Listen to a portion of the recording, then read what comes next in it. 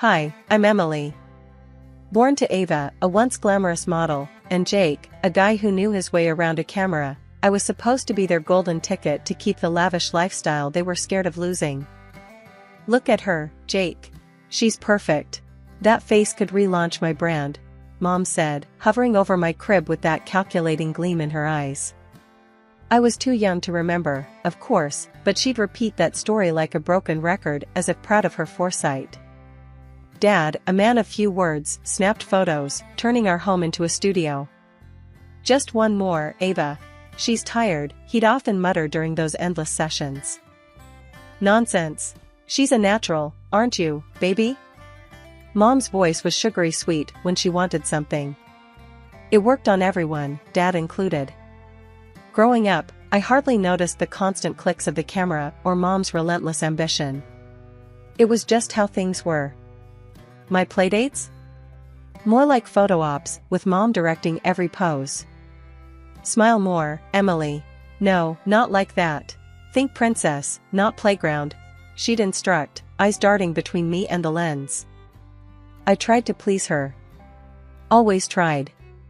Maybe because every flash of the camera was paired with her rare, gleaming approval, or maybe because I didn't know anything else.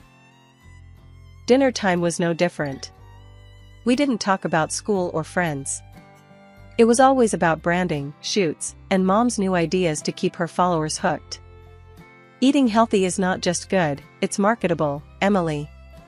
Remember, you are what you eat, and right now, you're my little star. Mom explained one evening, her words slow and deliberate as if trying to sell the concept to a potential sponsor hidden in the bushes. Dad, on the other hand, seemed to shrink with each passing day, his voice seldom rising above a whisper. It's all good, Ava. Maybe we let her have some pizza tonight, eh? A cheat day, he'd suggest on rare occasions, a weak smile fleeting across his face. Her response was always sharp. And ruin her complexion? You know better than to mess with the routine, Jake. Routine, my constant companion. I knew nothing of lazy Sundays or messy ice cream faces. Everything was curated, my childhood laid out like a magazine spread. One night, I heard them arguing. Their voices, usually hushed around me, echoed through the halls. She's not just your ticket to fame, Ava. She's our daughter, not some prop. Dad's voice was tinged with frustration. Oh, grow up, Jake. We're not in some fairy tale. This is real life, and in real life, we capitalize on what we have. Emily is what we have. Mom shot back, her words slicing through any pretense of maternal warmth. I lay in bed, clutching my bear, Mr. Snuggles, trying to make sense of it all. The idea that I was more useful than loved wasn't new, but hearing it spelled out cracked something inside me. The next morning, things went back to normal. Mom was all smiles, pretending last night never happened. Dad avoided my eyes, his usual. Ready for your shoot, sweetheart? Mom chirped as she straightened my dress. Her hands felt cold, her smile too stretched. And so, we continued, the camera capturing smiles that never quite reached my eyes, in a house that felt more like a set every day. I played my part, the golden child, not yet understanding the shadows that played behind the scenes of our picture-perfect life. Grandma and Grandpa, they saw through it all. They'd visit, shaking their heads, whispering about how kids needed dirt and sun, not spotlights and scripts. Can't she just be a kid, Ava?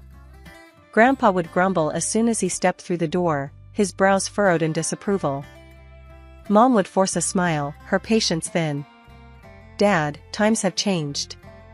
Emily's opportunities are golden. We're setting her up for life.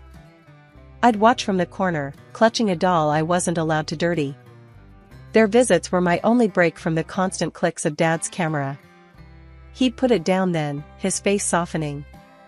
Let's all just relax for the evening. How about a movie, everyone? Dad would suggest, his voice almost a plea. Mom's eyes would narrow, her lips pursed. Sure, after Emily finishes her shoot with the new organic juice line. It's just a few photos, then we can all relax, as you put it. The shoots weren't quick. They never were. Dad tried to keep things light, goofy faces behind the camera, to make me giggle on cue. Come on, pumpkin, show me the biggest smile. Think about, oh, ice cream. He'd cheer, hoping to catch a genuine moment. Mom didn't do patience. Jake, focus. We need these perfect. The company is watching closely.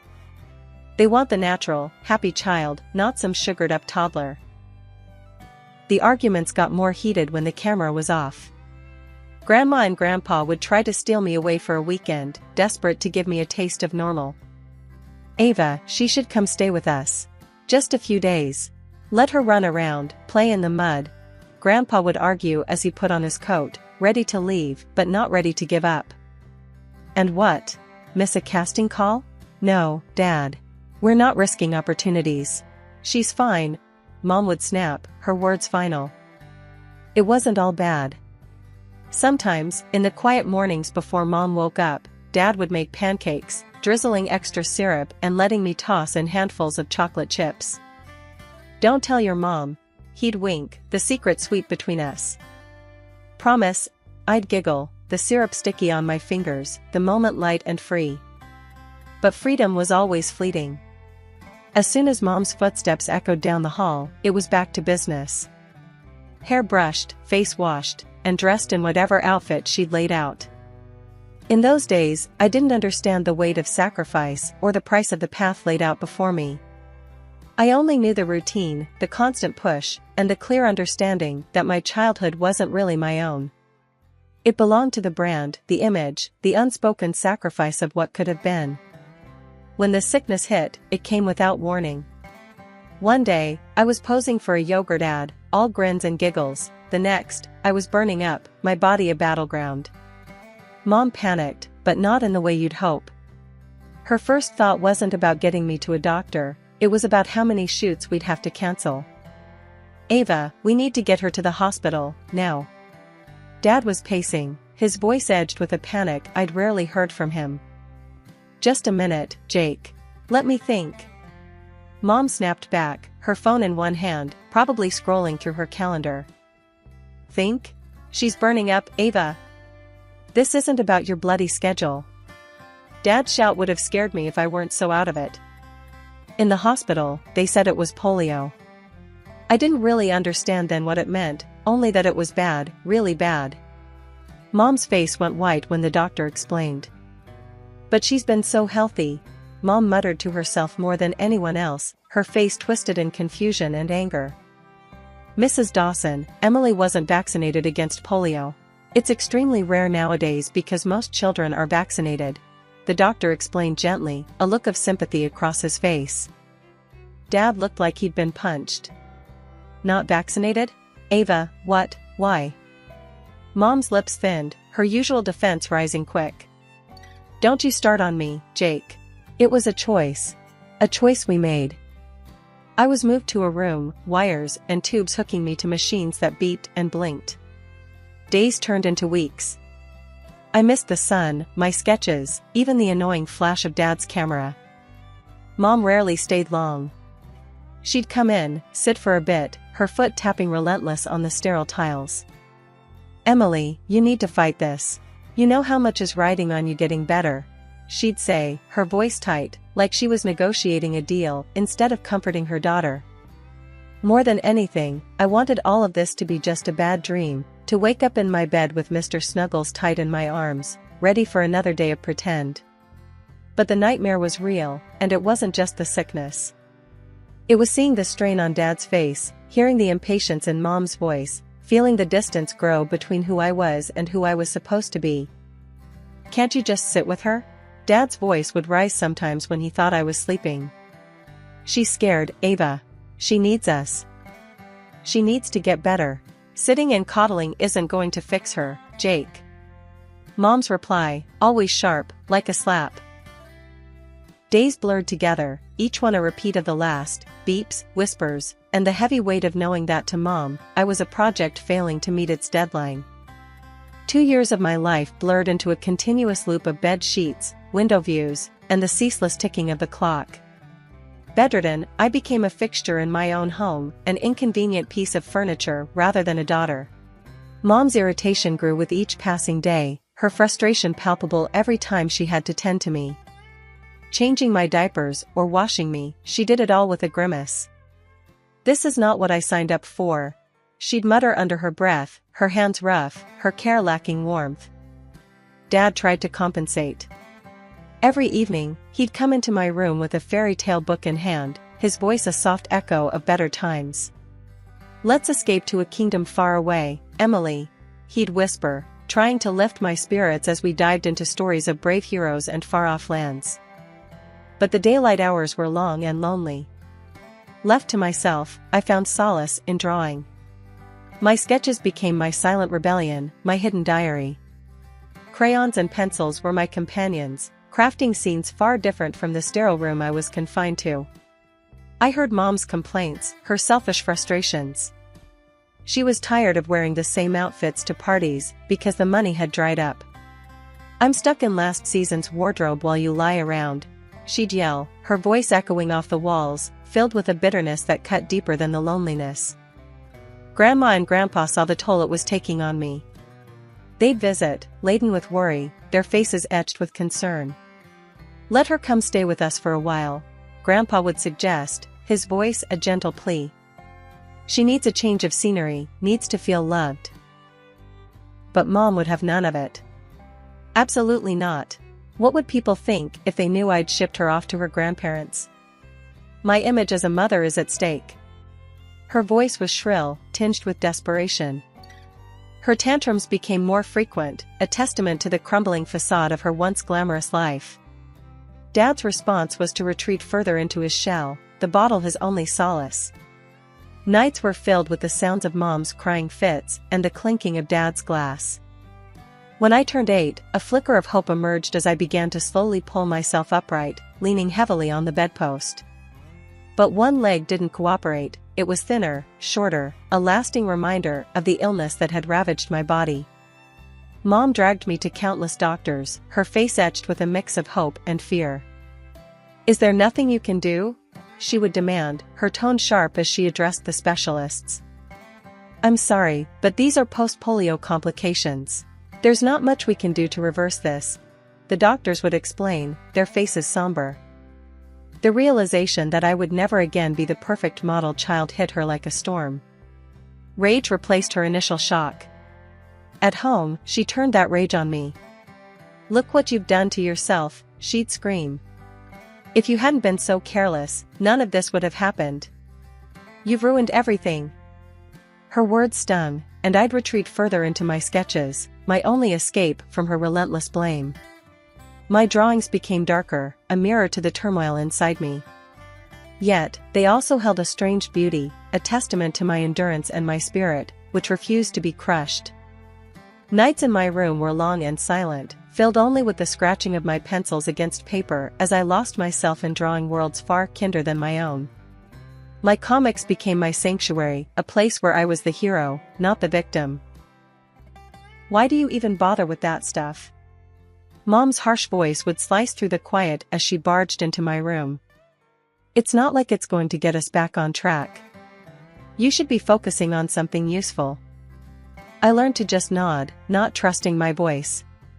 My drawings hid under my bed, my fears and dreams bleeding onto the pages in secret.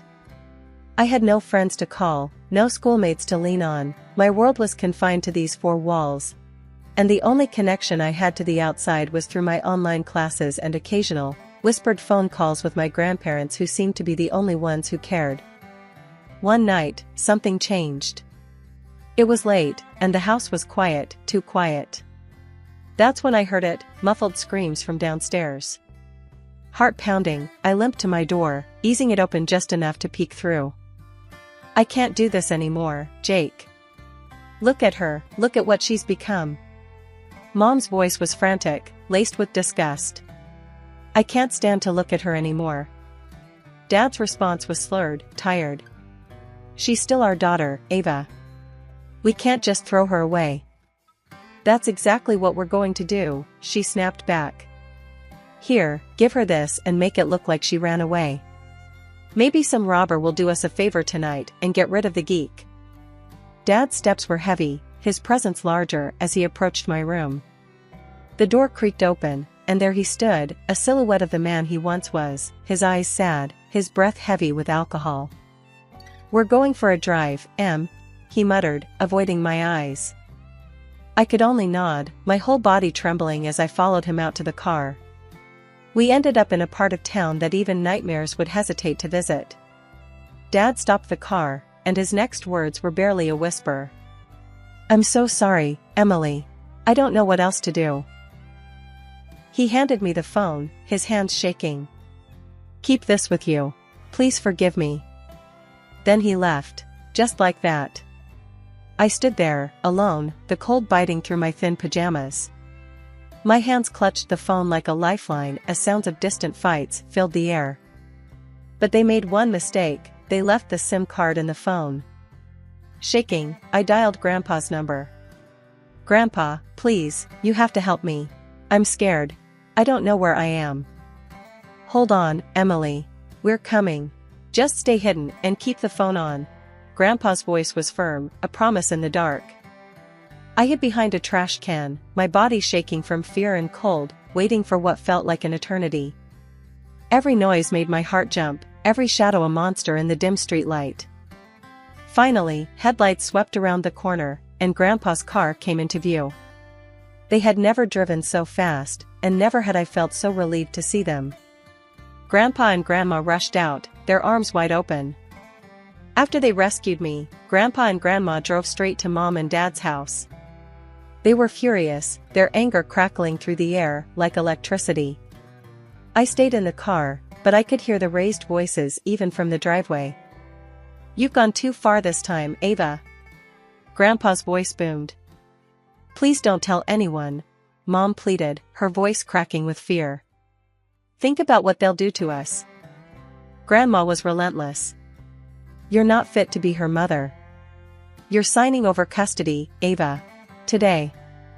And just like that, they secured my freedom. Mom signed the papers, her tears of fear a far cry from repentance.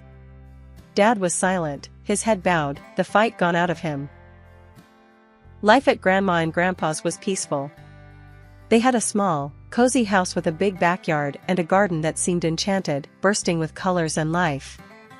Grandpa taught me how to plant flowers, his rough hands gentle on the earth. "Plants gotta be nurtured, Em. Just like people," he'd say, a smile tucked into his beard. Grandma was a whirlwind of love and baked goods. She always had a new recipe to try, and the kitchen was our laboratory. "Sugar fixes a lot of things, especially moods," she'd wink, passing me a spoonful of cookie dough. I started going to a regular school not long after moving in.